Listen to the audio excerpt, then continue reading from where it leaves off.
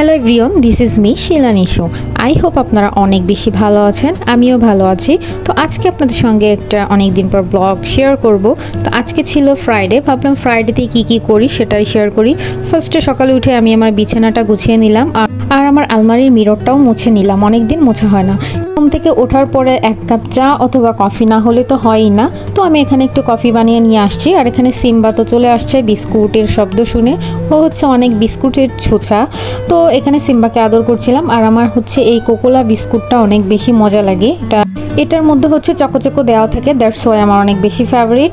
তারপরে একটু সকালে রাস্তায় এসে দেখলাম সকালের পরিবেশটা তেমন উপভোগ করা হয় না, কারণ ঘুম থেকে উঠতেই 10টা বেজে যায়, আর ঘুম থেকে উঠেই নাস্তা করে টিউশনিতে চলে যাই, তাই তেমন আর একটা উপভোগ করা হয় না পরিবেশ। আর এদিকে দেখলাম হচ্ছে গাছে গাছে অনেক বেশি সুপারি হয়েছে, তো অনেক সুপারি ধরেছে।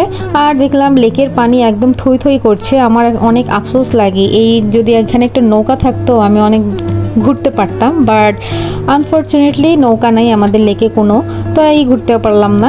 আর এদিকে হচ্ছে আমার লাল জবা গাছে হচ্ছে লাল জবা হয়েছে, অনেক বেশি সুন্দর লাগছিল, একদম টকটকা লাল, মাশাল্লাহ।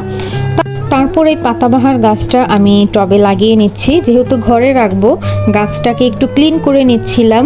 আর অনেক দিন ধরে এই পাতাবাহার গাছটা আমার রুমে রাখার জন্যই প্ল্যান করেছি, বাট তেমন একটা হয়ে ওঠে নাই। তো আজকে ফ্রাইডে ছিল, আজকে আমি গাছটা আমার রুমেই রাখবো।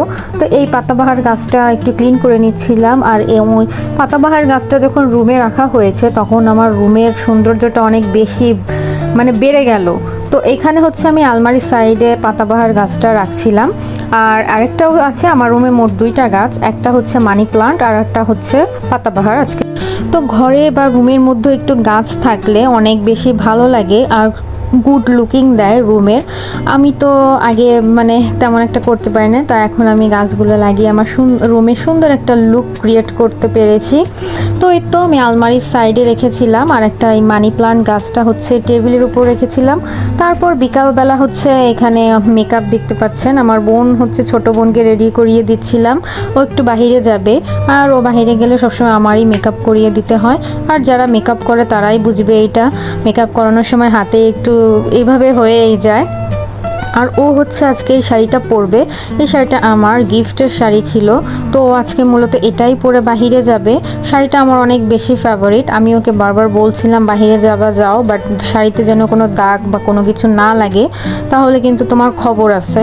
তো এই তো আমি ওকে রেডি করে দিলাম, আমি ওকে শাড়ি পরিয়ে দিলাম। আমি শাড়ি পরতে তেমন একটা এক্সপার্ট না,